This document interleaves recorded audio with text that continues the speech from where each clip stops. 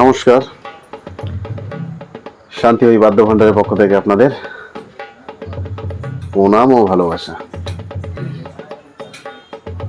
অনেক কাজের মধ্যে থেকে আপনাদের জন্য চেষ্টা করি দু একটা ভিডিও দেয়া। সবসময় ভিডিও আপলোড করতে খুব মুশকিল হয়ে যায়, অনেক কাজের চাপ থাকে, সেই কারণে পারি না। আমি ক্ষমা চেয়ে নিচ্ছি। আজকে যে ঢোলটি দেখাবো আমি একটু অন্যরকম কাঠটা পুরনো। আমি ভাবতে পারিনি ঢোলটা এত ভালো বাজবে। আমি ঢোলটা নিয়ে খুব চিন্তায় ছিলাম, কিন্তু ঈশ্বরের কৃপায় খুবই ভালো বাজছে ঢোলটি। অবশ্যই আপনাদের দেখাবো। এখনো যারা সাবস্ক্রাইব করেননি সাবস্ক্রাইব করবেন, আর ভিডিও ভালো লাগলে লাইক করবেন। এখনো যারা জানেন না শান্তি হরি বাদ্য ভান্ডারের ঠিকানা এবং কেমন ঢোল,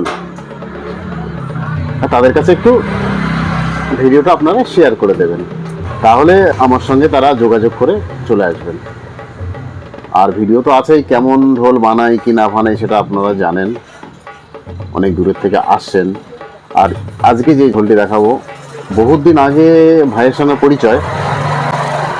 আমি অনুষ্ঠানে গেছিলাম কলকাতারই একটা জায়গায়, যাই হোক ভাই এসছে। আর ঢোলটি নিয়েও অনেক চিন্তায় ছিল যে কেমন বাজবে। অনেক জায়গায় কাজ করেছে, ওর মনের মতো হচ্ছে না, যার জন্য আমার কাছে এসছে, অনেক দূরে থেকে এসছে অর্ণব ভাই। সে এসে বললো যে দাদা ঢোলটা ঠিক করে দিতে হবে। আমি চেষ্টা করলাম আমার মতো করে। যাই হোক, আশা করি তার খুব ভালো লাগবে। আমি ঢোলটি আপনাদেরকে দেখাচ্ছি।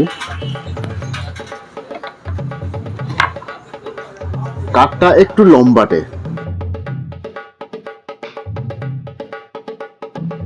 আগে লুকটা দেখুন।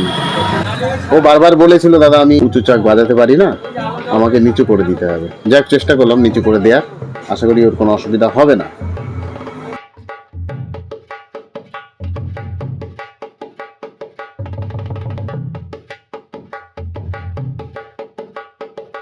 কত সুন্দর ঢোলটি, ফিনিশিংটা দেখুন।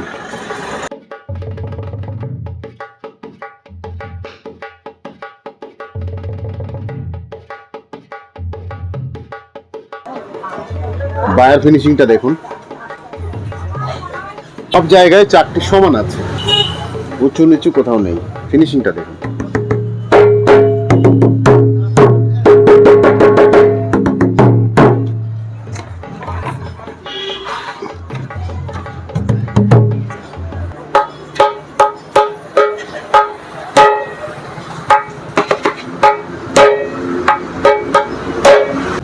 বিশ্বাস করুন, এত ভালো বাজছে, আমার তো খুব পছন্দ হয়েছে।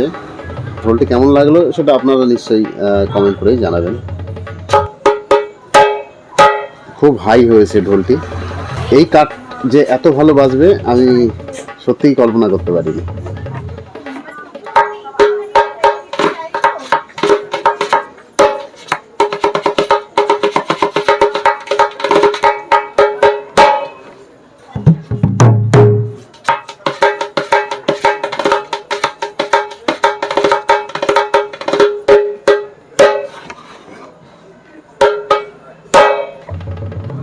ভালো লাগলে চ্যানেলটি সাবস্ক্রাইব করবেন। আরও অনেক ঢোল আছে, যেমন এই ঢোলটি, এই ঢোল আছে। আপনাদেরকে জানাবো কার কোনটা ঢোল ভিডিও করে। আপনারা ভালো থাকুন, সুস্থ থাকুন। নমস্কার।